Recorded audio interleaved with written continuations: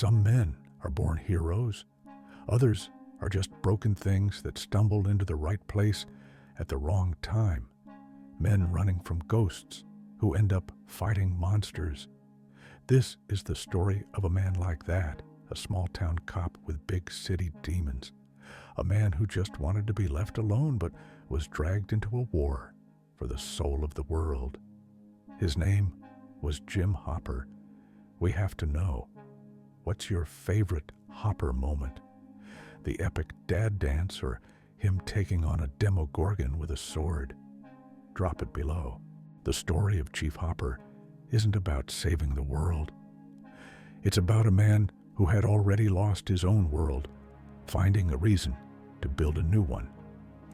Before the sleepy, cursed town of Hawkins, before the flickering lights and the missing kids, Jim Hopper was a different man living in a different world.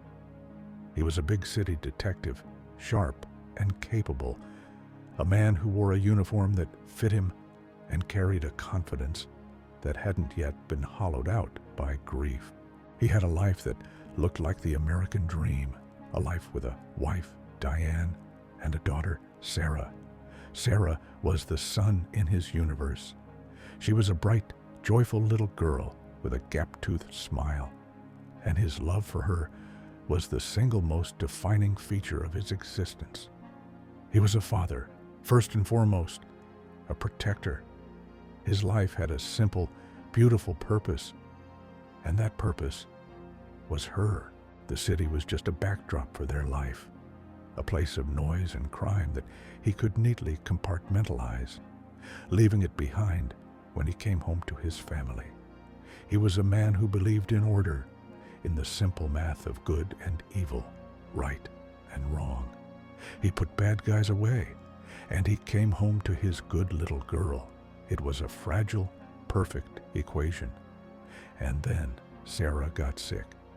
It wasn't a sudden, violent tragedy that a cop could understand, not a crime he could solve, or a villain he could punch. It was insidious, a quiet, cellular betrayal. Cancer. The word itself was an alien invader in their perfect world. The months that followed were a slow, agonizing descent into a hell he was powerless to stop. The confident detective was replaced by a terrified father watching his daughter waste away in a sterile hospital room. The hospital became his new precinct, a place of hushed whispers and the constant, rhythmic beeping of machines that were measuring the steady decline of his entire world. He felt a profound, soul-crushing helplessness. He could face down a man with a gun, but he couldn't fight this. He couldn't arrest a disease. He couldn't intimidate a tumor. All his strength, all his skills were utterly useless. He and Diane prayed. They begged. They made desperate deals with a God he wasn't even sure he believed in anymore. He watched Sarah's hair fall out, watched the light in her eyes dim. He read her stories, held her hand, and lied to her, telling her everything was going to be okay. A lie that felt like swallowing glass every time he said it. The moment she died, the universe collapsed. It wasn't a loud explosion. It was a sudden, absolute silence. The beeping of the machine stopped, and in that silence, Jim Hopper broke. The man who had existed before that moment died with his daughter. Grief is a corrosive acid, and it dissolved the foundations of his life. His marriage to Diane, once a source of shared strength, became a shared tomb of memories they couldn't bear to look at. They were two ghosts haunting the same house, each a painful reminder of the other's loss. The love that had bound them together was now the very thing that was tearing them apart. He started drinking, a slow, steady dive into a bottle where the pain was at least muted, blurred at the edges. His work suffered. The sharp-eyed detective was gone, replaced by a man going through the motions, his mind always somewhere else. back in that hospital room. The city, once a place of purpose, became a constant, roaring reminder of his failure. He had failed to protect the one person he was put on this earth to protect. So he ran. He ran from the city, from his job, from the ghost of his wife, and the ghost of his daughter. He ran back to the one place he thought was safe, a place where nothing ever happened.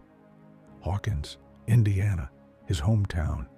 He took the job as chief of police, a title that was laughably grandiose for a town where the most exciting police work involved chasing down runaway teens or dealing with belligerent drunks.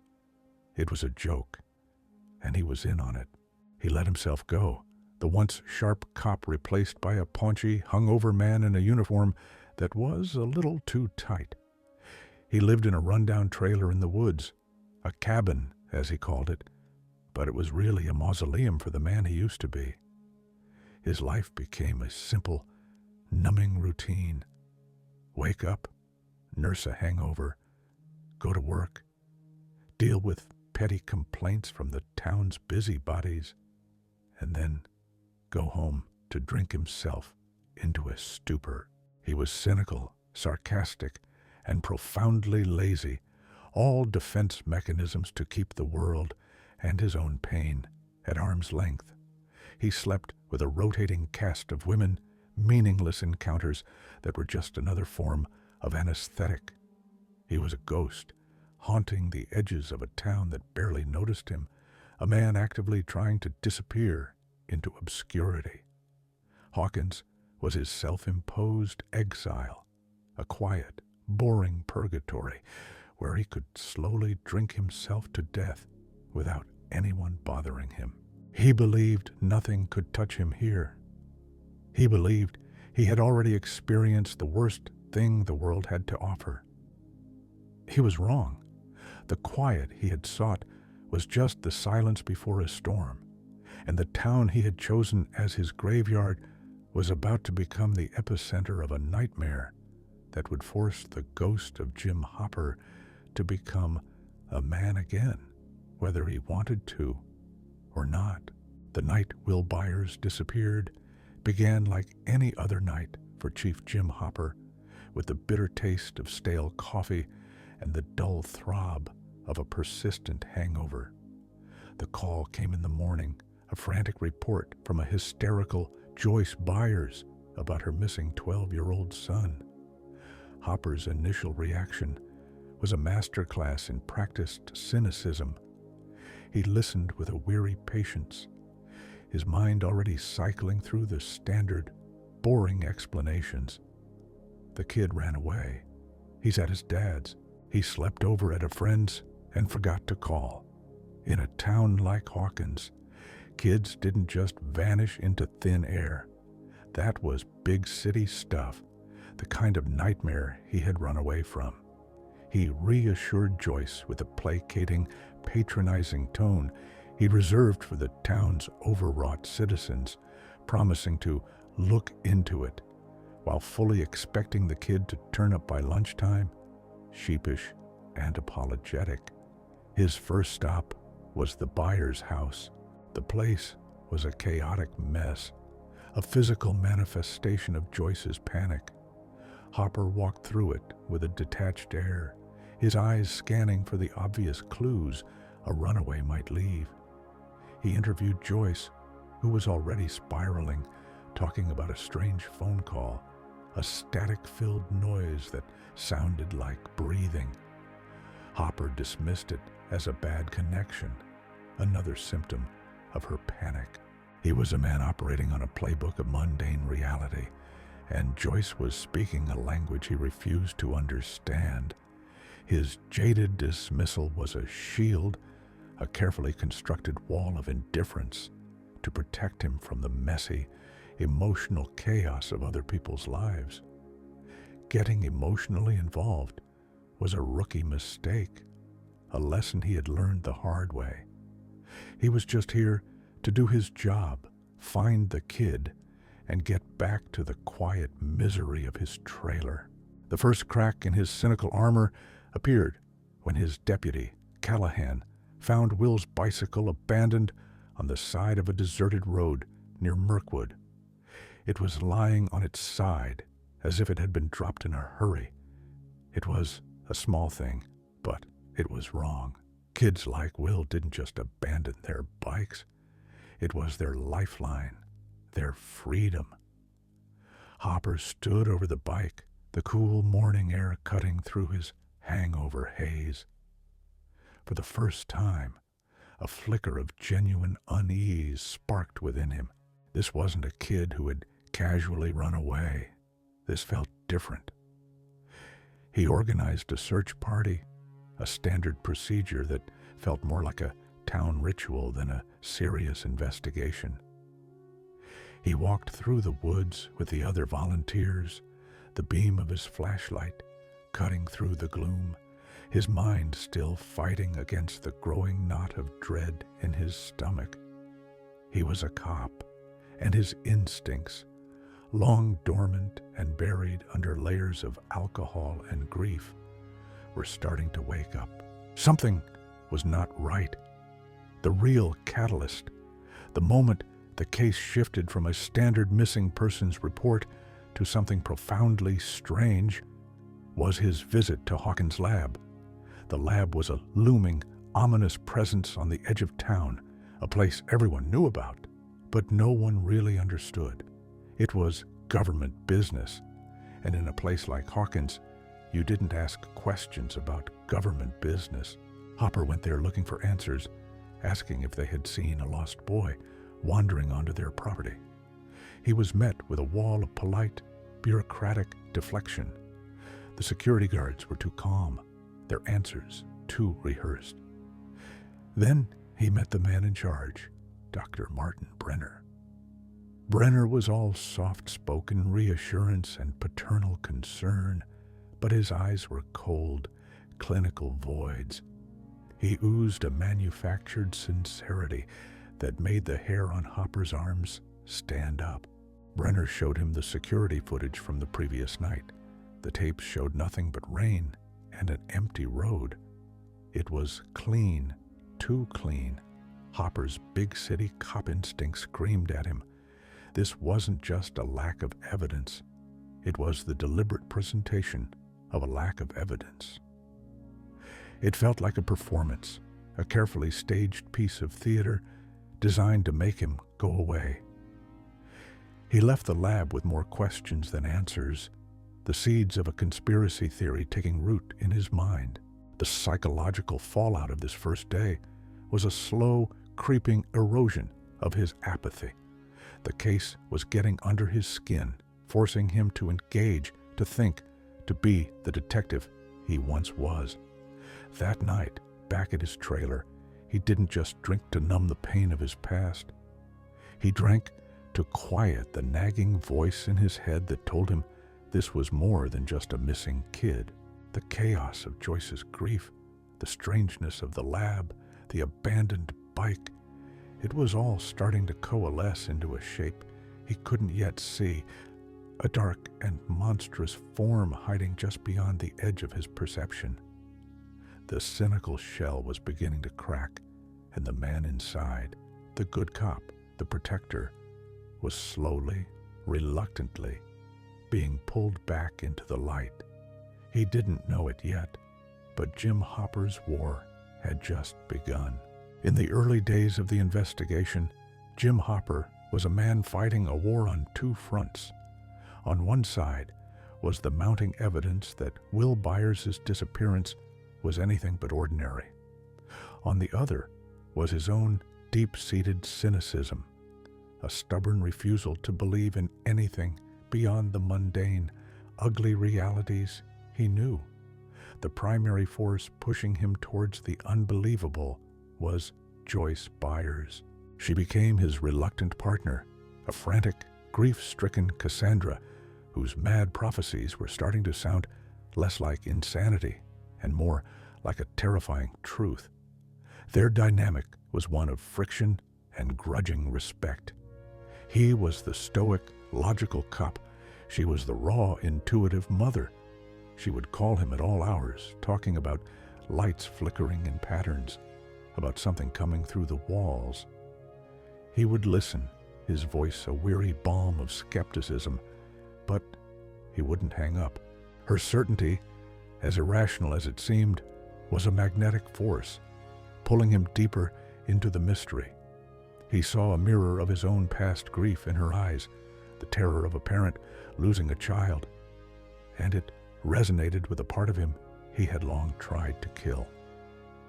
He may have thought she was crazy, but he never thought she was lying. This reluctant alliance, this faction of two against the encroaching darkness, began to solidify as Hopper started his own off-the-books investigation into Hawkins' lab.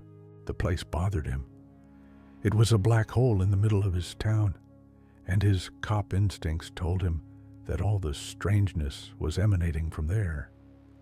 He started digging, calling old contacts, pulling on threads from his past life as a big city detective.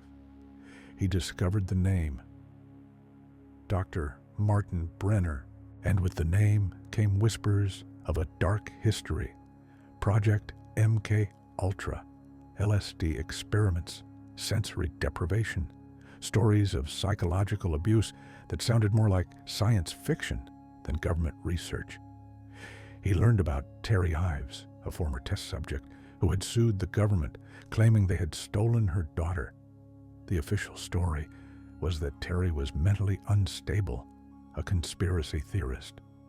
But now, Hopper wasn't so sure. His one-man crusade against the lab began in earnest. He started small, observing, gathering intelligence. He noticed the unmarked vans, the men in suits who moved with a quiet, menacing efficiency. He saw how they controlled the narrative, how they expertly managed the state police, who were brought in to assist with the case. These were not cops. They were handlers, spooks. His relationship with his own deputies, Powell and Callahan, became strained. They were good, simple cops who saw a missing kid case. Hopper was starting to see a monster, and he couldn't explain it to them without sounding as crazy as Joyce. He was becoming an island, his only ally the frantic woman with the Christmas lights. The recruitment of Joyce into his confidence was a slow burn.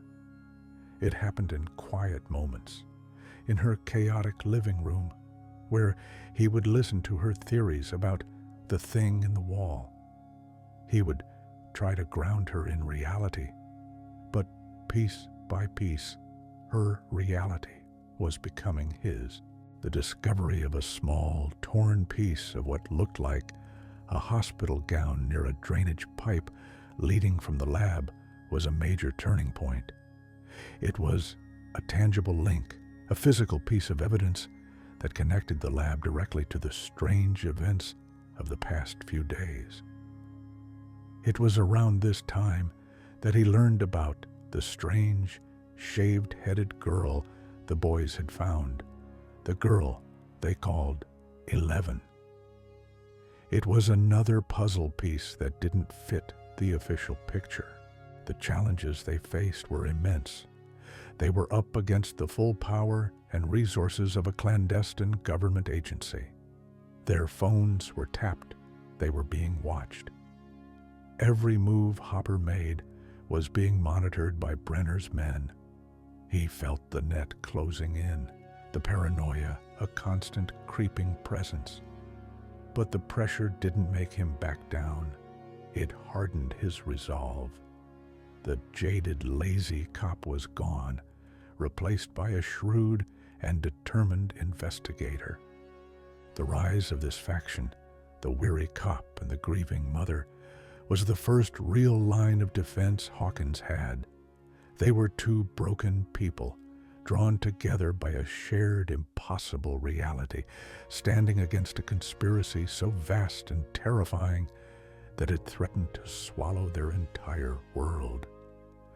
He was no longer just looking for a missing boy. He was pulling back the curtain on a secret war. And he was finally ready to pick a side. The moment Jim Hopper transitioned from a skeptical investigator to a full-blown warrior came with a series of brutal, undeniable confrontations that shattered his perception of reality. The first major conflict wasn't a firefight. It was an act of trespass, a desperate gamble to uncover the truth. Armed with a new set of bolt cutters and a gut full of suspicion, Hopper cut through the chain-link fence surrounding Hawkins National Laboratory. He was done asking for permission. He moved through the darkened grounds like a ghost, his old detective skills serving him well.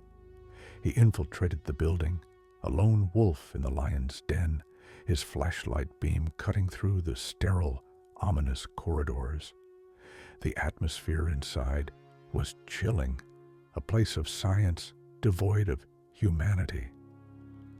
He found the records room, a library of secrets, and began to dig. He found the files on Terry Ives, confirming Joyce's story. He found articles on Brenner and MK Ultra. And then he found the children's drawings, crayon pictures of a man with flowers and a girl with a number on her wrist. He was in the heart of the conspiracy.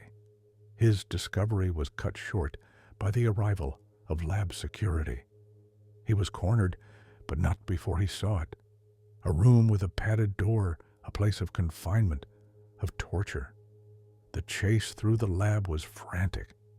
He managed to escape, but he knew he had kicked the hornet's nest. He had seen too much.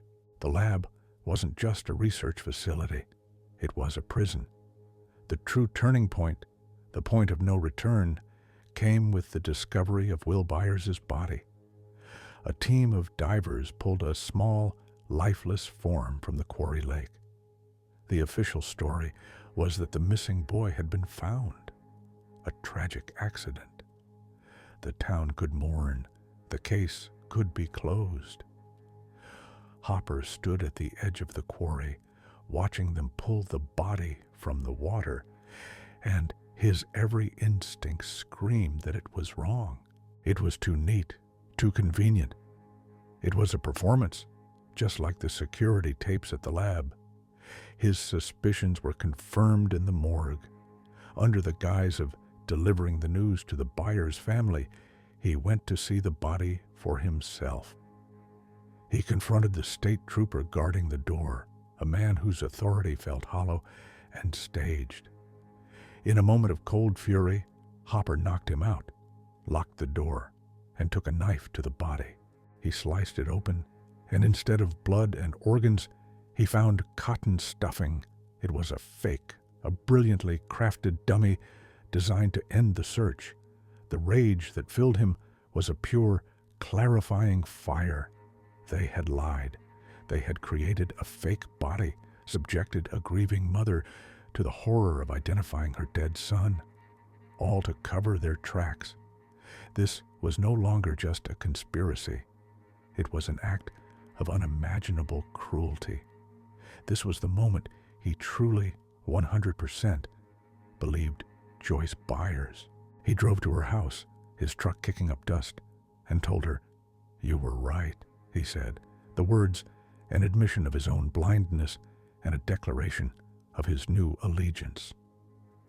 The final piece of the puzzle fell into place when he tore apart his own trailer, convinced he was being bugged. He was right. He found a sophisticated listening device hidden in a light fixture.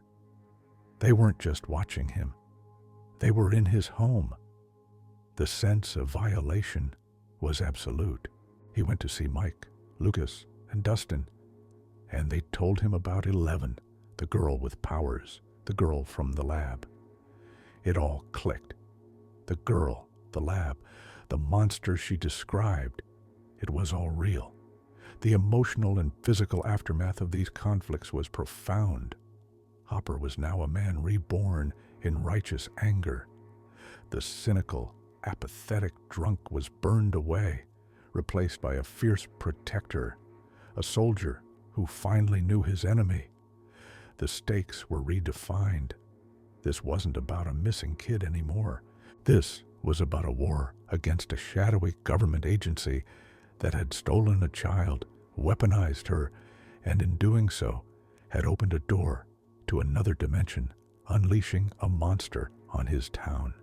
The grief for his own daughter, Sarah, was still there, but it was now channeled, transformed from a source of self-destruction into a powerful fuel for his new mission, to save Joyce's son and protect this strange, powerful girl who was at the center of it all. He was no longer running from his past. He was fighting to prevent another parent from living it. The year following the near-apocalyptic events of 1983 was a strange and quiet, lost era for Jim Hopper. He was no longer just the town's police chief. He was a secret keeper, one of the few people in Hawkins who knew the full, terrifying truth of what had happened. He had cut a deal with the new man in charge at the lab, the calm and pragmatic Dr. Sam Owens. The terms were simple. Hopper would ensure the silence of everyone involved, helping to sell the official cover story of a chemical spill.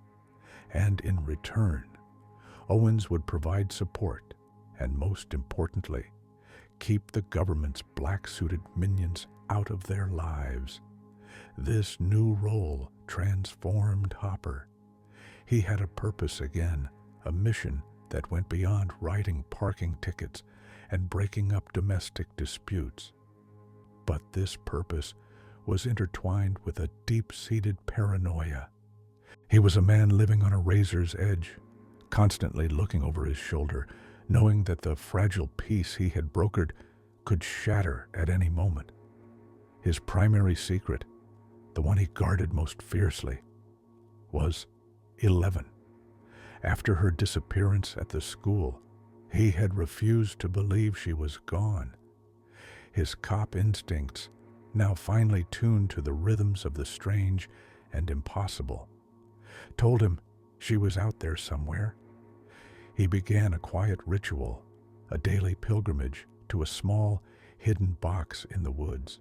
Every day, he would leave her an offering, 3 Eggo waffles, a container of Tupperware-sealed leftovers, a silent prayer to a ghost he hoped could hear him. It was an act of faith, a way of keeping a light on for a child he barely knew, but felt intensely responsible for. And then, one day, his faith was rewarded. He found her, a feral, traumatized child, surviving on her own in the winter woods. The sight of her, so small and so powerful, so utterly alone, struck a deep paternal chord in him, a chord that had been silent since Sarah's death. He saw a second chance, a path to a redemption he didn't feel he deserved. He brought her to his grandfather's old cabin, a dilapidated shack that he cleaned and fortified, turning it into a sanctuary and a prison. This began the most challenging and transformative period of his life. His time as a father, the cabin became a psychological crucible, a pressure cooker for his and Eleven's shared trauma. His entire life revolved around protecting her. He established a strict set of rules, born of a terrified, overprotective love. Rule 1, always keep the curtains drawn. Rule 2, only open the door for his secret knock. Rule 3, the most absolute and contentious: never, ever leave. For Hopper, these rules were a shield, the only way he knew how to keep her safe from the monsters of the world, both human and demogorgon. For 11, they were the bars of a cage. Their life together fell into a strange, domestic rhythm. He would come home from work, his arms full of groceries, always with a box of Eggos. He taught her to read, pointing at words in a book, patiently sounding them out. He installed a record player and introduced her to Jim Croce and John Mellencamp, trying to fill the oppressive silence of the cabin with music. He was trying to build a home, a real home, out of the wreckage of their lives. But his fear made him a tyrant. He saw danger everywhere. He meticulously set up a network of tripwires around the cabin's perimeter, a physical manifestation of his paranoia. His every action was dictated by the terror of losing another daughter. He couldn't see that, in his desperate attempt to protect her from the outside world, he was starving her of the very things she needed to heal: connection, friendship, a sense of normalcy. The conflict between them festered, a quiet war of wills that would often explode into furious arguments. She wanted to see Mike. She wanted to go trick-or-treating. She wanted to be a normal kid. His constant, emphatic no was a wall between them. He didn't know how to explain the depth of the danger she was in without terrifying her. He didn't know how to be a father without being a jailer. The tension reached its peak in a devastating fight where her frustration and his stubbornness collided. Her powers, so closely tied to her emotions, erupted. She telekinetically trashed the cabin, her psychic scream of rage shattering windows and sending furniture flying. The aftermath was a deep, wounded silence that settled over the cabin for days. It was a painful, ugly, and profoundly human period of adjustment. He was a man learning how to love a child again, and he was clumsy at it. He made mistakes, driven by a grief he had never fully processed. This was Hopper's rebuilding phase, a time of quiet secrets and simmering tensions. He was a man trying to be a father to a superpowered teenage girl, while simultaneously guarding the biggest secret in the world. He had found a new purpose, but it was a purpose that isolated him, forcing him to live a lie, all while the ground beneath Hawkins was beginning to stir once more. The fragile piece of Hawkins began to rot from the ground up, and Jim Hopper was one of the first to smell the decay. The reemergence of the threat from the upside down didn't begin with a monster or a bang, but with a series of strange, seemingly disconnected agricultural complaints. Farmers started calling the station, their voices a mixture of anger and confusion. Entire fields of crops, pumpkins, gourds, even trees, were inexplicably rotting, covered in a foul-smelling, viscous black substance.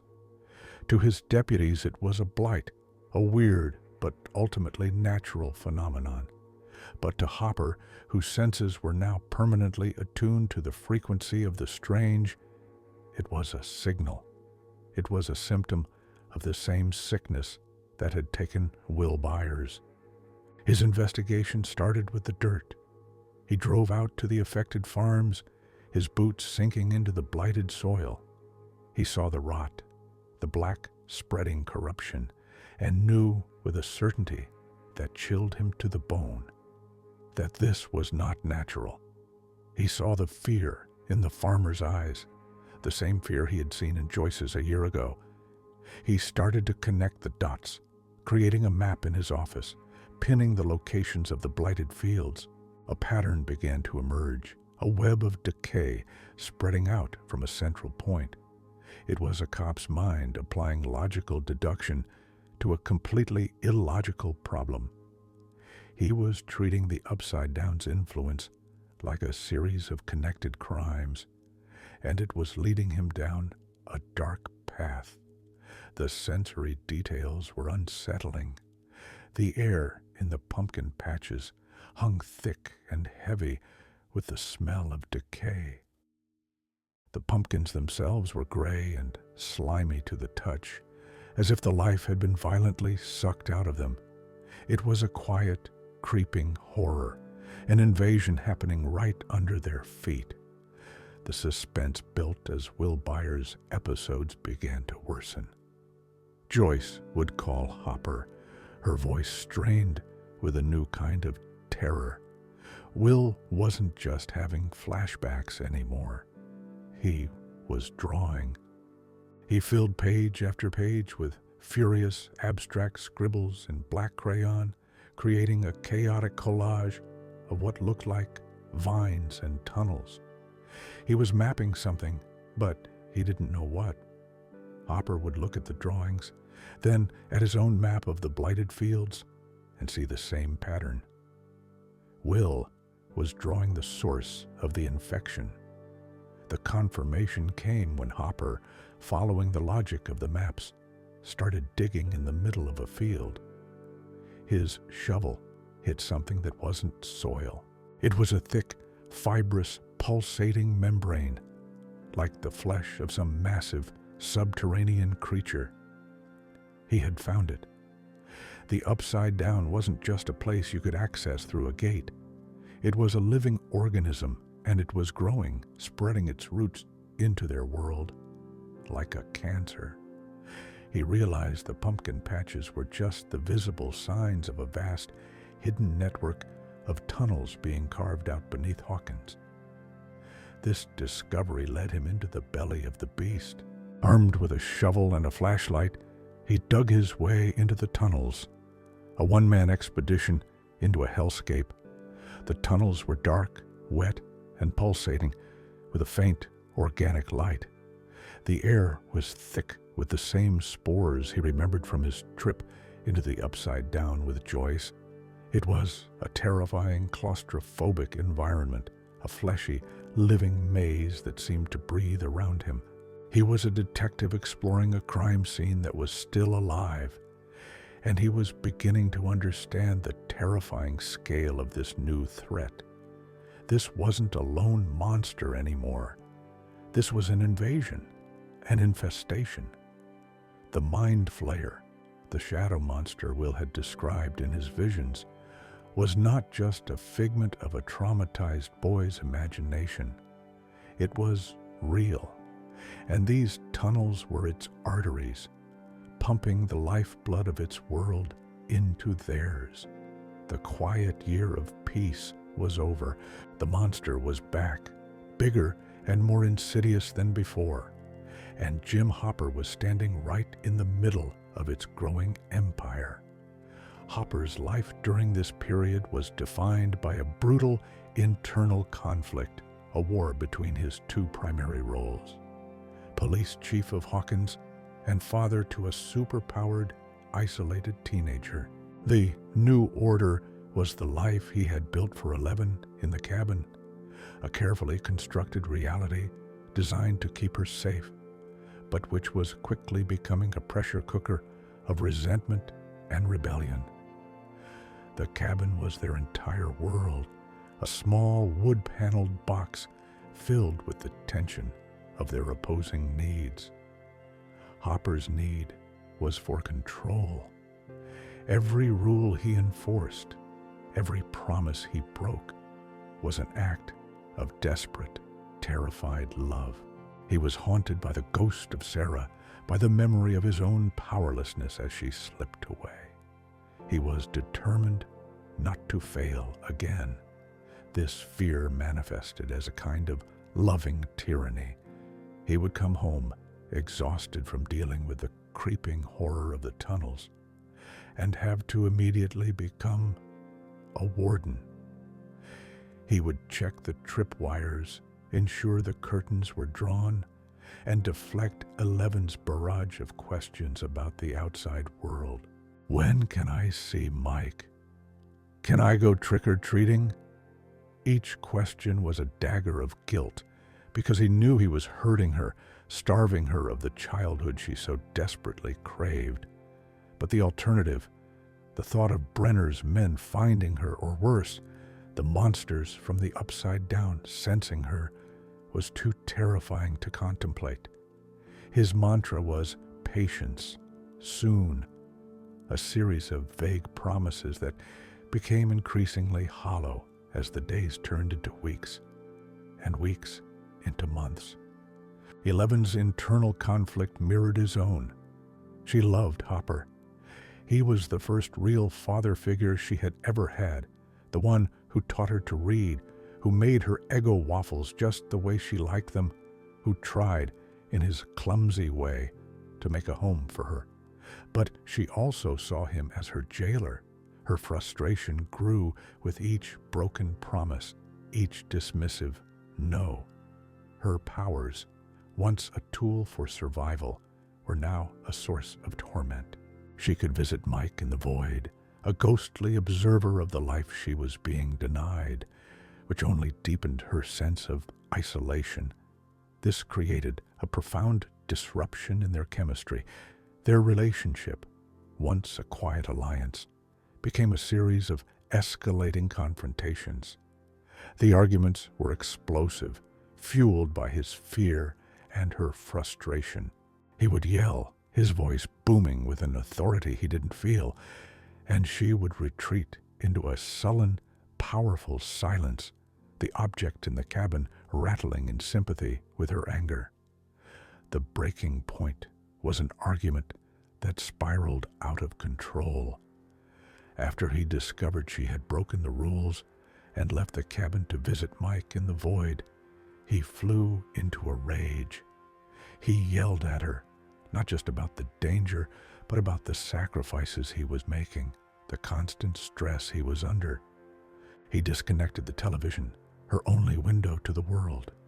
It was a cruel, punishing act, born of sheer terror. 11, feeling betrayed and trapped, unleashed the full force of her telekinetic fury. The cabin became a vortex of her rage. Books flew, furniture was thrown, and windows shattered. It was a terrifying display of a child's tantrum amplified by godlike power. Hopper could only stand there, stunned and helpless, as their fragile home was torn apart from the inside. This violent outburst created a deep chasm between them. The trust was broken. He saw her as a dangerous, volatile force he couldn't control. She saw him as a liar, a tyrant who didn't understand her. The subsequent discovery of his files on her mother, Terry Ives, was the final straw. She realized he had been keeping secrets, not just about the outside world, but about her own past. The new social strife wasn't just among the kids with the arrival of Max. It was a deeply personal, painful schism between a father and a daughter who were both too broken and too stubborn to find a middle ground. He was trying to protect the little girl, not realizing he was imprisoning the young woman she was becoming. This internal war, this battle of wills fought within the four walls of the cabin, was just as dangerous as the one being waged in the tunnels beneath their feet. It was a conflict that would ultimately drive 11 away, forcing Hopper to confront the devastating consequences of his fear-driven love. The critical turning point for Jim Hopper, the moment that transformed the scale of the threat from a localized infection to a full-blown existential crisis, was his descent into the tunnels and his subsequent entrapment. Driven by his discovery of the subterranean network and Will's cryptic drawings, Hopper decided he had to see the extent of it for himself. He returned to the hole he had dug in the pumpkin patch, and armed with a flashlight, a rope, and his revolver, he lowered himself into the living underbelly of his town. The descent was a journey into a hellscape. The tunnels were a grotesque fusion of organic matter and earth, pulsating with a faint, sickly bioluminescence. The air was thick with spores that danced in the beam of his flashlight, a constant reminder of the alien nature of this place. It was claustrophobic and disorienting, a fleshy maze that seemed to shift and breathe around him. As he explored deeper, he began to comprehend the sheer scale of the network. It stretched for miles in every direction, a secret, cancerous root system growing right beneath the feet of the oblivious townspeople. He was a lone explorer, mapping a new, horrific continent. His methodical investigation turned into a fight for survival when the tunnel he was in seemed to heal itself behind him. The organic matter grew over the hole he had entered through, cutting off his escape route and his connection to the world above. He was trapped, buried alive in the guts of the monster. Panic, a feeling the stoic chief rarely allowed himself, began to set in. He was alone, in the dark, with his flashlight flickering and his air supply dwindling. The monster wasn't a creature he could shoot. It was the very environment he was in. His tactical failure was one of hubris. He had gone in alone, underestimating the living, intelligent nature of the threat. He had treated it like a static crime scene, not an active, hostile entity. His minutes turned into hours. He wandered the tunnels, desperately searching for another way out, his calls for help swallowed by the fleshy walls. His flashlight died, plunging him into absolute darkness, a terrifying sensory deprivation that was a stark contrast to the sterile tank at the lab. It was in this darkness, as his hope began to fade, that he was attacked. A swarm of pulsating, vine-like tendrils shot out from the walls, wrapping around his legs, his arms, his torso, pinning him to the ground. They began to constrict, to suffocate him. He was being absorbed, digested by the landscape itself. This was the villain's trap in its purest form. The Mind Flayer, through its control of the network, had lured him in and was now attempting to neutralize him, to remove one of the key threats to its plan. His death seemed certain. He had a vision of his daughter, Sarah, a memory of a time he had been helpless before, a painful echo in what he believed were his final moments. The rescue was a desperate, last-minute miracle. Joyce, realizing Hopper was missing and guided by Will's connection to the tunnels, convinced Bob Newby to help her find him.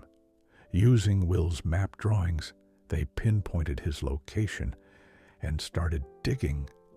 The moment the first shovel full of dirt broke through the ceiling of the tunnel, bringing a sliver of light and hope, was a moment of rebirth for Hopper.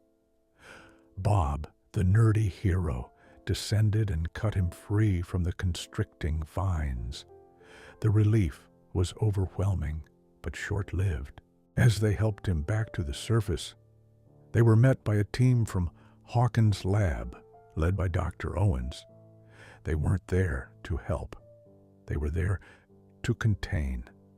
They descended into the tunnels with flamethrowers, attempting to burn the infection back. But their actions had a catastrophic effect. As they burned the tunnels, Will, miles away, collapsed on the ground, screaming in agony. He was connected to the vines, to the hive mind. The pain inflicted on the tunnels was inflicted on him. This was the shocking revelation. Will wasn't just a spy for the monster. He was a part of it. They couldn't fight the monster without killing the boy. This catastrophic event, Hopper's near-death experience, and the revelation of Will's connection, was the ultimate turning point. It solidified the stakes in the most personal, horrifying way possible. The war wasn't just about closing a gate anymore. It was about saving the soul of a child from the clutches of a godlike entity, a battle that seemed, in that moment, utterly unwinnable. The transformation of Jim Hopper from a cynical, grieving ghost to a true father was a painful, incremental process, but it culminated in the period following Eleven's escape from the cabin. When she ran away, it was a devastating blow, a confirmation of his deepest fears. He hadn't just failed to protect her, he had driven her away. His anger and frustration were a mask for a profound sense of guilt and terror. He was losing another daughter, not to a disease, but to his own fear, his own inability to connect. The trashed cabin was a physical manifestation of his failure, a monument to the damage he had caused. His internal monologue during this time was a storm of self-recrimination. He replayed their arguments, his harsh words, her hurt, defiant face. He was forced to confront the ugly truth that his methods, born of a desperate need to keep her safe, had become a form of abuse. He had recreated the conditions of her imprisonment at the lab: isolation, control, broken promises, all in the name of love. He was becoming the thing he was trying to protect her from. He had treated her like a fragile object, a secret to be hidden, not like a person with her own needs and her own immense strength. The external pressure of the growing threat from the upside down, combined with this personal failure, pushed him to a breaking point. He had to find her, not just to save the world, but to save himself from the lonely, bitter man he was becoming. His transformation began to solidify when he finally reunited with her at the buyer's house. The moment he saw her in the doorway, so changed and so powerful, was one of overwhelming relief and pride, quickly followed by the heavy weight of his own guilt. There was no time for apologies, no time for a heartfelt reunion. The house was under siege, and they were thrown back into the chaos of war. The real moment of transformation, the true shedding of his old skin, came later in the quiet intimacy of his truck as they drove towards Hawkins' lab for the final confrontation. This was it, the calm before the storm, a moment of profound vulnerability for them both. He finally found the words he had been unable to say for a year. He turned to her, his voice thick with an emotion he rarely showed, and he apologized. He admitted his fear, his stupidity. He talked about his own trauma, about the constant gnawing terror of losing her the way he had lost Sarah. And then, for the first time, he told her about Sarah. He opened up the deepest, most painful wound in his soul and shared it with her. He told her about the sickness, about the hospital, about the feeling of utter powerlessness. "She's been gone for a long time," he said, his voice cracking, "but I still feel her here. Some days, I feel like she's watching over me." In this confession, he wasn't just sharing his grief. He was bridging the gap between them, explaining the why behind his actions. He was letting her see the broken man behind the angry, overprotective father. This confession was his final choice, his ultimate act of transformation. He was choosing to be a father not through control and authority, but through honesty and vulnerability. He was choosing to trust her not just with the fate of the world, but with his own broken heart. He was finally treating her not as a replacement for the daughter he had lost, but as the daughter he had found. In that moment, the power dynamic between them shifted permanently. He wasn't just her guardian or her protector anymore. They were partners. They were family. This emotional catharsis was the fuel he needed for the final battle. He was no longer fighting out of a sense of duty or a desire for redemption. He was fighting for his daughter. The fall of the cynical, emotionally constipated Chief Hopper was complete. In his place rose Jim Hopper, the dad, a man who had faced his own ghosts, and in doing so, had found the strength to face the real monsters. This transformation was essential, not just for their relationship, but for their survival. To close the gate, he needed to be her shield, and he could only do that if she could trust him completely. In that truck, on the way to hell, he finally earned that trust. The relative quiet following the closure of the second gate was short-lived. A new, more human antagonist emerged, shifting the conflict from a purely supernatural horror story to a Cold War spy thriller, with Jim Hopper reluctantly cast as the action hero. The threat began subtly, with Joyce Byers' frantic obsession over her refrigerator magnets. They kept falling off, demagnetized by some powerful, unknown force. Hopper now settled into a more comfortable, if still awkward, role as Eleven's adoptive father initially dismissed her concerns. He was trying to build a normal life, to navigate the treacherous waters of raising a teenage daughter who was now more interested in boys, specifically Mike, than in spending time with her old man. He was out of his depth, dealing with a kind of drama he couldn't solve with his fists or his gun. He just wanted things to be normal. But Joyce's persistence, combined with his own lingering paranoia, was a potent combination. He couldn't ignore the pull of a new mystery for long. Their investigation led them to the now abandoned Hawkins lab, where they were attacked by a hulking, motorcycle-riding assassin who moved with the cold, implacable efficiency of a machine. This was Grigory, a Russian Special Forces operative, the physical embodiment of this new human threat. He was Hopper's dark mirror, a stoic, unstoppable force of violence, but one completely devoid of the heart and humanity that now defined the chief. Hopper, out of shape and practice, barely survived their first encounter, a brutal, messy fight that left him bruised, battered, and with a terrifying new understanding of the forces at play. The conflict escalated when they discovered that the new Starcourt Mall, the shining beacon of consumerism in Hawkins, was a front for a massive, clandestine Russian operation. Deep beneath the mall, a team of scientists was using a colossal machine, the key to try and do exactly what Brenner had done: punch a hole into the Upside Down.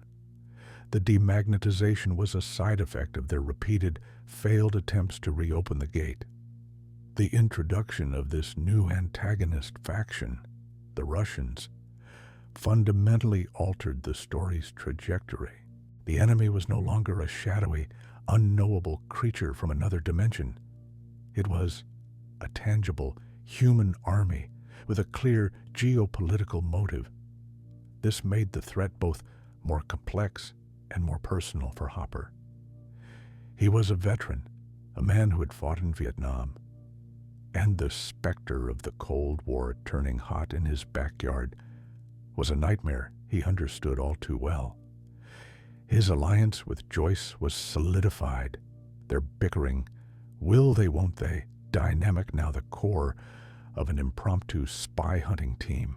They managed to kidnap one of the Russian scientists, a gentle, cherry-slurpee-loving man named Alexei, who couldn't speak English. This led them to recruit the only person they knew who could speak Russian, Murray Bauman, the town's resident conspiracy theorist and disgraced journalist. The trio, Hopper the muscle, Joyce the heart, and Murray the brains, formed a new, dysfunctional faction, a motley crew on the run from a team of highly trained Russian killers. The stakes were no longer just about protecting Hawkins from monsters. They were about preventing a geopolitical catastrophe, a secret war being fought under a food court. Hopper was forced to evolve again, from a small-town cop to a guerrilla soldier, using his wits and his rusty combat skills to survive in a world of assassins, secret bases, and international espionage. The new protagonist in his life was the hope of a peaceful, romantic future with Joyce, a future that was constantly being threatened by this new, very human antagonist. The second major conflict for Jim Hopper was a relentless, high-octane chase that played out across the backroads and fairgrounds of Hawkins. It was a fusion of spy thriller tension and 80s action movie bombast, with Hopper at its weary, wisecracking center. The primary goal was to get the kidnapped Russian scientist Alexei to a place of safety and get the information they had that there was a secret Russian base under the mall to the U.S. government. But their every move was thwarted by the seemingly omniscient and unstoppable Grigori. The conflict was defined by a series of desperate, close-quarters battles. After escaping the lab, they stole a car, only to be relentlessly pursued by Grigori. The chase led them to a gas station, where Hopper, using his wits, managed to temporarily disable the assassin's motorcycle. It was a small victory in a losing war. They were outmatched and on the run, forced to hide out with Murray Bauman in his fortified warehouse bunker, a place filled with conspiracy boards, vodka, and tripwires.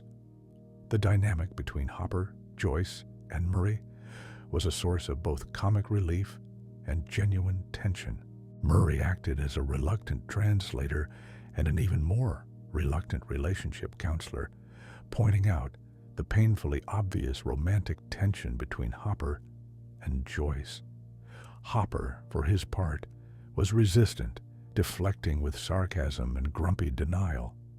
He was a man who had closed himself off from that kind of vulnerability for years, and the idea of opening up to Joyce, of actually admitting his feelings, was in some ways more terrifying than facing down a Russian kill squad.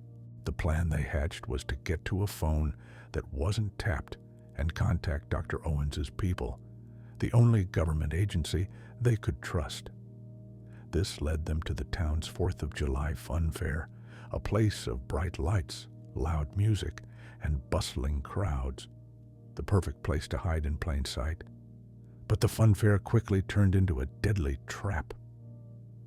Grigori and his men descended on the fair, turning the festive atmosphere into a hunting ground. The conflict here was a masterclass in suspense. Hopper and Joyce tried to blend in, but they were spotted. The chase led them into a hall of mirrors, a classic spy trope setting where Hopper had to fight Grigori amidst a confusing maze of reflections. He was outmatched physically, relying on pure grit and dirty fighting to survive. He was no longer a cop. He was a brawler, a survivor.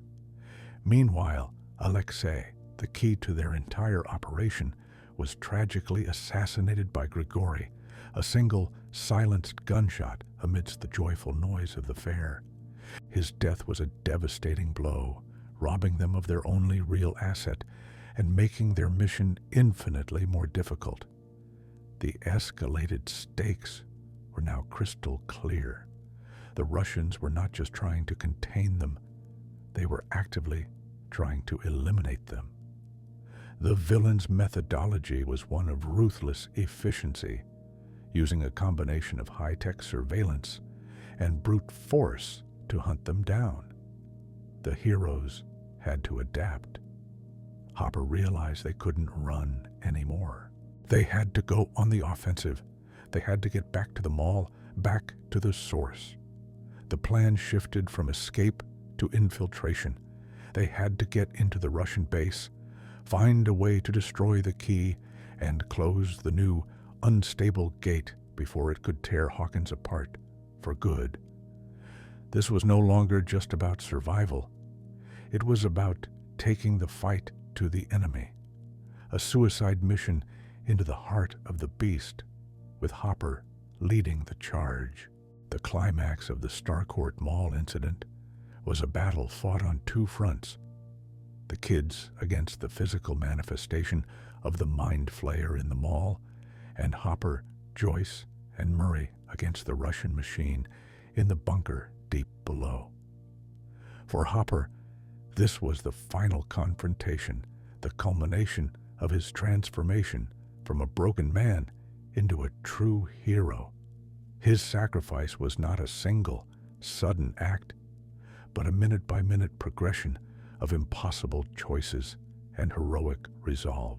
The mission was to get to the control room of the key, the massive energy weapon tearing a new hole into the Upside Down, and turn the two keys that would trigger a self-destruct sequence. The bunker was a fortress swarming with Russian soldiers. Hopper and Joyce, disguised in stolen uniforms, managed to get inside, guided by Dustin and his new girlfriend Susie, who provided the crucial code to the vault, Planck's constant, in a now legendary, time-sensitive duet of the never-ending story. Once inside the control room, the plan went sideways. Grigory, the relentless Russian assassin, appeared, blocking their path to the control panel. What followed was a brutal, desperate hand-to-hand fight between Hopper and Grigory, waged on the narrow gantry surrounding the spinning, crackling energy of the key. It was a battle of two titans, the unstoppable force versus the immovable object. Hopper, fueled by adrenaline and a ferocious will to protect his family, fought with everything he had. He was no longer just a cop. He was a warrior, a father fighting for his daughter's future. The fight was raw and ugly, a whirlwind of fists and grunts, all set against the deafening roar of the dimensional drill. Hopper, through sheer grit, managed to gain the upper hand, pushing Grigory towards the spinning blades of the key. In a final, desperate move, he shoved the assassin into the machine's energy field, where he was gruesomely vaporized. But the victory was momentary. The machine was about to overload. The alarm was blaring. Joyce was at the control panel, her hand on one of the keys, looking at him across the room. The path back to her was blocked by a crackling field of energy. There was no way out. The tension was unbearable. This was the moment of sacrifice. He looked at Joyce, his face a complex mask of love, regret, and grim acceptance. He couldn't speak over the noise, but his eyes said everything. He gave her a small, sad, knowing smile, and a final, almost imperceptible nod. It was his permission. It was his goodbye. Joyce, her face a mess of tears and terror, understood. With a choked sob, she turned the keys. The machine exploded in a blinding flash of white light. The gate slammed shut, and the shock wave disintegrated everything in the chamber, seemingly including Jim Hopper. The emotional weight of his death was immense. It was the ultimate act of a father sacrificing himself for his child, a hero choosing the needs of the many over his own life. His death was the price of their victory. 11, feeling his departure through the void, let out a scream of pure, unadulterated anguish. The family they had all fought so hard to build was shattered. Hopper was gone, a hero who had died saving the world, leaving behind a legacy of love and a daughter who was now, once again, an orphan. The immediate aftermath of Hopper's apparent death was a landscape of profound, soul-crushing grief for his loved ones in Hawkins. But for Hopper himself, it was the beginning of a new, waking nightmare. He had not been disintegrated. In the split second before the key exploded, he had done the only thing he could. He had jumped. He threw himself from the gantry, not into the safety of the control room, but into the swirling, unstable maw of the gate itself. He chose the unknown horrors of the upside down over certain death.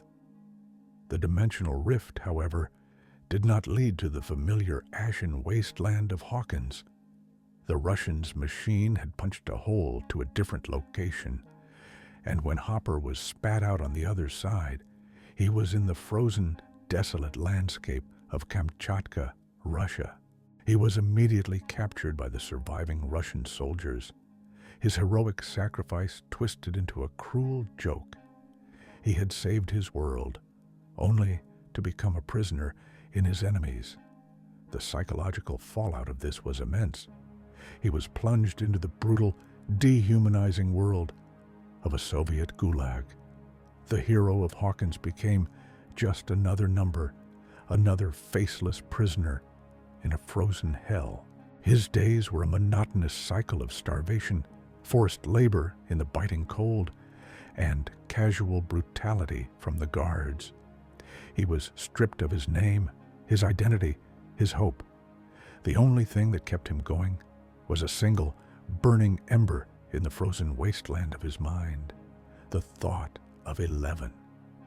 The memory of her face, of his promise to be there for her, became his mantra, his reason to survive. He had to get back to her. This singular purpose was the only thing that stood between him and complete despair. The gulag was a study in psychological torment. He was surrounded by death and hopelessness.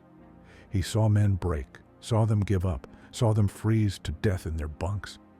He had to become hard, ruthless, to survive.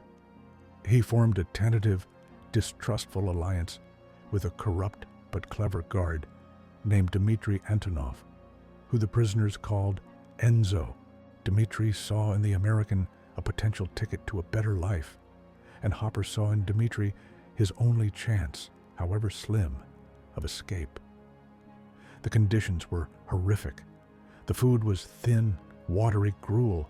The work was backbreaking, laying down railroad tracks in the sub-zero temperatures. The guards were sadistic, treating the prisoners as less than human. Hopper endured it all, his body growing leaner, harder, his spirit being pushed to its absolute breaking point. His grief for the life he had lost, the future with Joyce he had almost allowed himself to imagine, was a constant, aching presence. But he couldn't afford to dwell on it. Grief was a luxury in this place. Survival was the only currency that mattered. His morale was further tested when he learned what the Russians kept in their prison. In a deep, fortified pit, they held a captive Demogorgon, feeding it prisoners for sport and for study. The monster from his past was here, in his present, a living symbol of the nightmare he could never seem to escape. The knowledge that the Russians had their own access to the upside down, their own monster, was a terrifying revelation. It meant the war wasn't over. It meant that even if he did escape, the world he returned to might still be in danger. The psychological fallout was a slow stripping away of everything but his most essential self. All the sarcasm, all the cynicism, all the emotional walls he had built over the years were sandblasted away by the harsh reality of the gulag. All that was left was the core of him, the survivor, the warrior, and the father. His resolve didn't just harden, it was forged into something unbreakable in the frozen fires of Kamchatka. The preparation for Hopper's escape from the Kamchatka gulag was a desperate, high-stakes gambit, a final push born of sheer will and a fragile alliance. His partner in this endeavor was Dmitri Enzo Antonov, the prison guard who was smuggling his messages to Joyce. Their plan was a complex ballet of bribery, secret codes, and blind faith. Dmitri arranged for a bush pilot, a quirky, peanut butter-loving smuggler named Yuri, to fly Hopper to freedom in exchange for a hefty sum of money. The plan was fraught with peril. One wrong move, one whisper to the wrong person, and they would both be executed. The rallying the troops moments were not inspiring speeches, but tense, whispered conversations in the frozen prison yard, the passing of secret notes, the building of a trust that went against every instinct Hopper had. He had to trust this corrupt Russian guard with his life. The plan was set in motion, but it went catastrophically wrong. Yuri, the pilot, proved to be a treacherous opportunist. Instead of flying Joyce and Murray to the rendezvous point, he drugged them, and instead of helping Hopper escape, he betrayed him and Dmitri to the prison warden for a larger reward. The door to freedom slammed shut, and Hopper and Dmitri were thrown back into the darkness, their situation now infinitely worse. They were branded as traitors, their execution all but certain. Their final punishment was to be served up as a feast for the prison's pet monster. Hopper, along with a handful of other condemned prisoners, was thrown into a fortified pit to face the captive Demogorgon. This was it, the final confrontation he had been running from and fighting against for years, now staged as a barbaric form of entertainment for his Russian captors. The atmosphere in the pit was one of primal terror. The prisoners, armed with nothing but makeshift spears, huddled together as the gate to the Demogorgon's cage was raised. But Hopper was not just another condemned man. He was a veteran of this war. He remembered the creature's weakness. He instructed the other prisoners to use fire, wrapping their spears in cloth and lighting them with a Zippo lighter he had managed to keep hidden. He became the reluctant leader of this small, doomed party, his old instincts as a protector taking over. The fight against the Demogorgon was a brutal, visceral spectacle. The creature, starved and enraged, tore through the other prisoners, its terrifying shriek echoing off the concrete walls. Hopper, using the flaming spear, managed to keep it at bay, his movements precise and desperate. He was no longer just a survivor. He was a monster slayer, a gladiator fighting in a frozen arena at the edge of the world.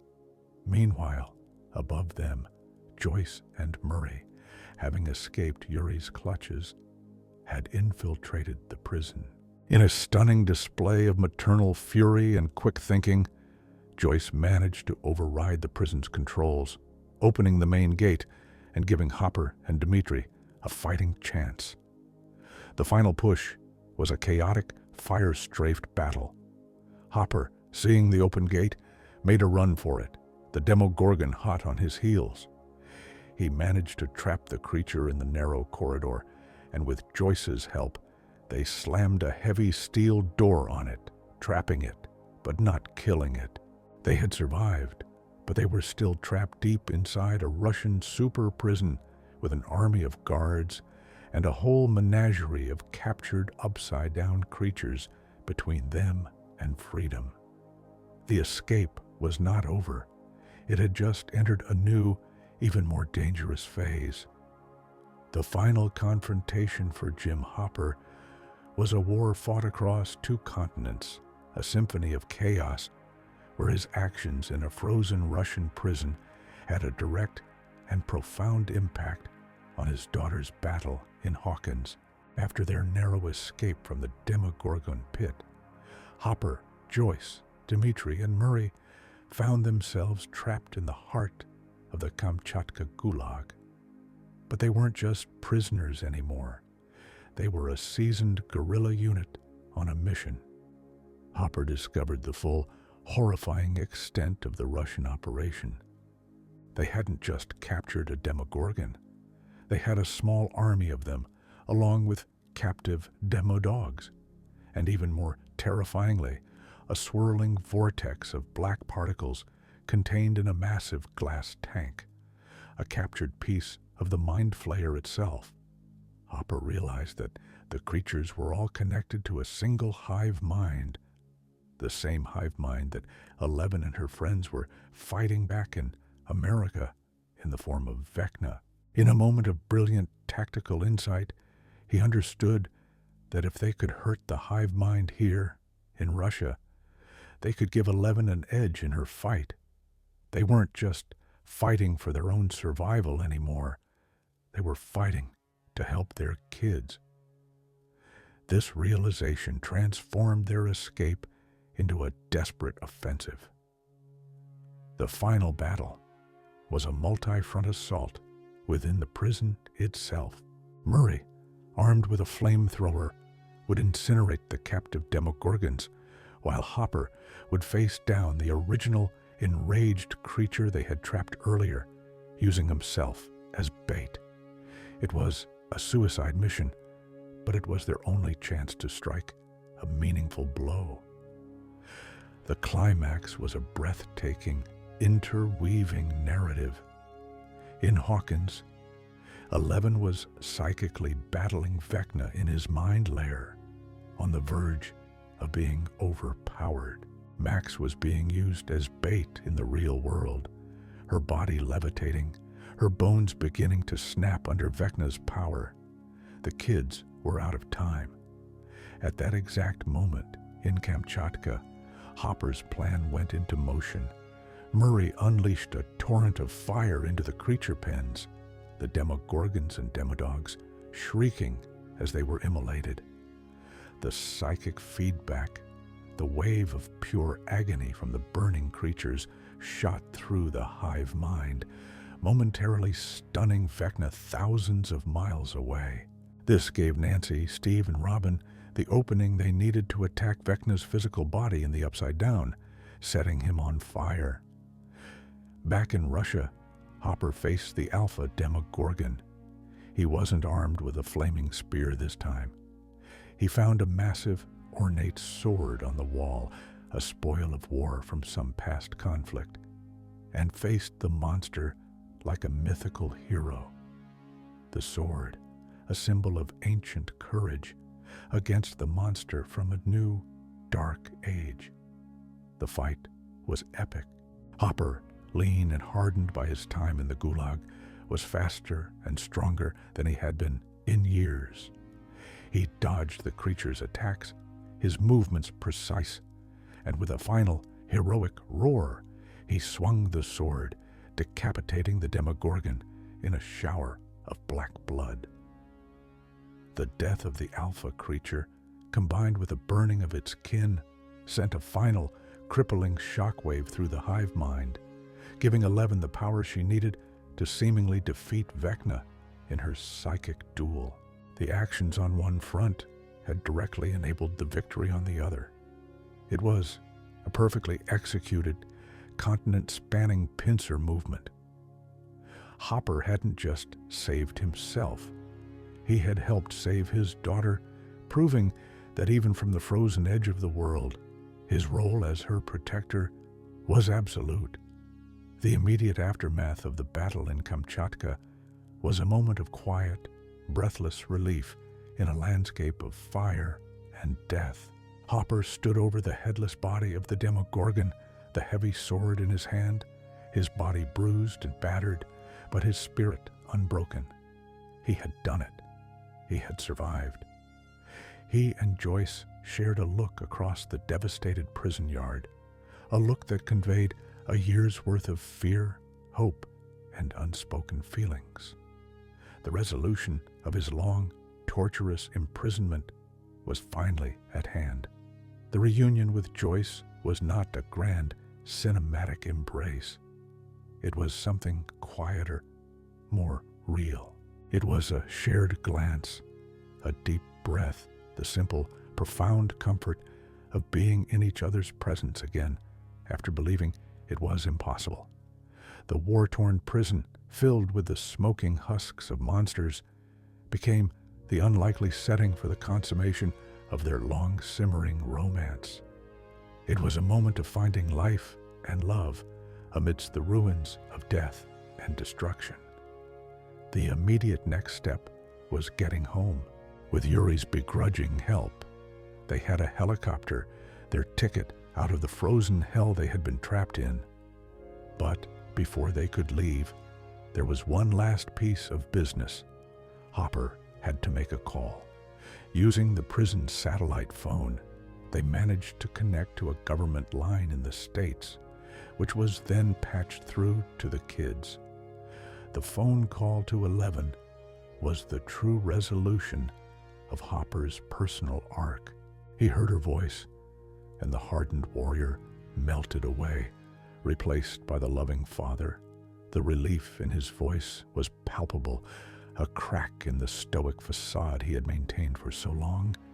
He was alive. He was coming home. For 11, hearing his voice was like being given back a piece of her own soul. The father she had mourned for a year was alive. It was a moment of pure, unadulterated joy that cut through the grief and terror of their own recent battle. This reunion, though separated by thousands of miles of ocean, was the emotional climax of the season. Hopper was no longer a prisoner, no longer a ghost. He was a man on his way back to his family. The victory was not just in defeating the monsters, but in this reclamation of connection, this mending of a family that had been violently torn apart. The journey home was a long one, but it was filled with a sense of hope that had been absent for so long. He had faced down his own mortality, fought monsters both human and supernatural, and had come out the other side, not unscathed, but whole. The immediate aftermath was not an ending, but a new beginning, a chance to finally build the life with Joyce and 11 that had been so brutally interrupted. He was returning from the war, a changed man, ready to face whatever came next, as long as he could face it with them. Hopper's return to Hawkins was not a triumphant homecoming. It was a grim arrival at a town that was actively bleeding into another dimension. The true cost of Vecna's temporary defeat was a sight of apocalyptic devastation. 4 massive, fiery gates converging on the center of town had ripped through the landscape, creating canyons of red, glowing energy. The Upside Down was no longer a hidden parallel world. It was physically invading theirs, its gray, spore-filled atmosphere seeping into the air, its alien flora beginning to choke out the natural life of Hawkins. Hopper, a man who had just escaped a frozen, man-made hell, had returned to find his home transforming into a different kind of hell altogether. He saw the cost not just in the landscape, but on the faces of the people he loved. He reunited with 11 in a tearful, desperate embrace, but he could see the toll the fight had taken on her. She was exhausted, traumatized, and her friend Max was in a coma, her body broken by Vecna, her mind lost somewhere in the void. The victory the kids had won was a Pyrrhic one, a temporary halt to a plan that had still, in large part, succeeded. The personal cost for Hopper was immense. He had lost a year of his life, a year of his daughter's childhood. He returned with the physical and psychological scars of the Gulag, a trauma that would never fully heal. He was a stranger in his own life, trying to piece together the fragments of the world he had left behind. He saw the "For Sale" sign in front of Joyce's house, a painful reminder of the life they had all been forced to abandon because they thought he was dead. The wider environmental and political consequences were just beginning to unfold. The ground shook with tremors. The sky was filled with an ominous red haze. The town was in a state of panic, with people fleeing what was being officially called a series of earthquakes. But Hopper knew the truth. This wasn't a natural disaster. It was an invasion. The true cost was the realization that everything they had done before, closing the first gate, closing the second gate, had just been delaying the inevitable. They hadn't been winning a war. They had been patching holes in a crumbling dam. Now, the dam had broken. The vilification of the Hellfire Club, with Eddie Munson being blamed for the murders, was another layer of the tragic cost. An innocent boy, a hero who had sacrificed himself in the Upside Down to buy them more time, was being posthumously crucified by a town gripped by satanic panic. It was a bitter, ugly irony that underscored the thanklessness of their fight. Hopper, Joyce, and the kids were the only ones who knew the truth, the only ones who knew of Eddie's heroism. They were a small band of soldiers in a town that didn't even know it was at war, a town that was actively persecuting one of its saviors. Unraveling the true cost was a slow, dawning horror. Hopper had fought his way back from the dead, only to find that the world he had returned to was dying. The final battle was not over. It was just beginning, and the enemy was no longer at the gates. The gates were wide open. The new status quo in Hawkins is a world on the brink of apocalypse, and Jim Hopper's role within it has been permanently redefined. He is no longer the town's police chief, a symbol of order in a world of chaos. That world is gone. He is now simply a soldier and a father, his purpose narrowed to two essential functions: fighting the forces of the Upside Down and protecting his daughter. The long-term legacy of his journey is one of profound transformation. He began as a ghost, a man haunted by a past he couldn't escape, hiding in a sleepy town where he hoped to be left alone. He was a cynical, broken man who believed his life was over. But the strange, terrifying events that unfolded around him forced him to become the man he once was. And then, something more. His impact on the story is that of an anchor. In a world of super-powered children and interdimensional monsters, Hopper was the relatable, human center of the adult world. A grounded, flawed hero whose courage was not born of superpowers, but of a stubborn refusal to give up. He was the shield for Eleven's sword, the one who taught her, however clumsily, about home and family.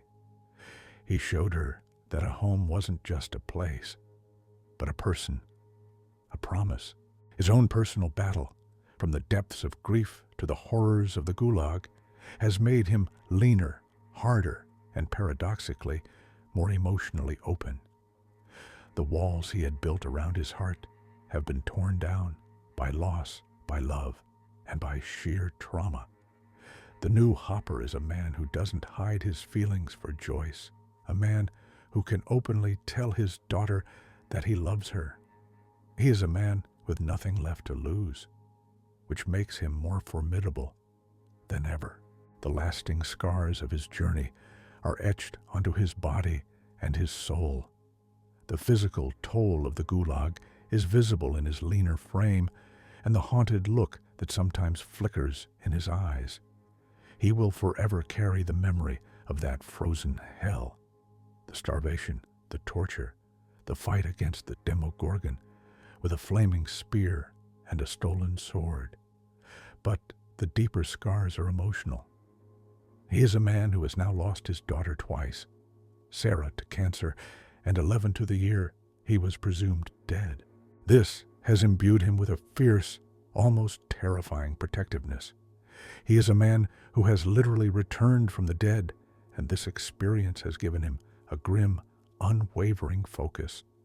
The new status quo is the reunification of the original family unit, Hopper, Joyce, and the kids, all standing together in a town that is actively dying. They are a small army, veterans of multiple campaigns, preparing for their final war. The world has permanently changed. The line between Hawkins and the Upside Down has been irrevocably blurred. The fight is no longer about closing a gate or containing a threat. It's about taking their world back. Hopper's legacy will be that of a man who found his purpose in the midst of an apocalypse. A father who went to hell and back for his daughter, and a hero who, when the world needed him, was finally, truly ready. He began as a ghost in his own life, a man buried in the graveyard of his past, content to let the world fade away around him. But a boy's disappearance, a mother's frantic faith, and the arrival of a lost, powerful girl forced him to dig himself out. He journeyed from a cynical cop to a reluctant guardian, from an overprotective jailer to a true father. He was a man who went to hell and back, first figuratively in the depths of his own grief, and then, literally, in the frozen wasteland of a Russian gulag. He fought monsters, both human and demonic, armed with his fists, his wits, and eventually a mythical sword. He is a testament to the fact that the deepest wounds can become the greatest sources of strength, that a broken man can be reforged into an unbreakable shield. But now, as he stands with his found family on the edge of a dying town, looking at the bleeding wounds in the sky, one final question hangs in the spore-filled air. Can a man who has already died once, who has already sacrificed everything for his daughter, find a way to build a future in a world that seems to have none?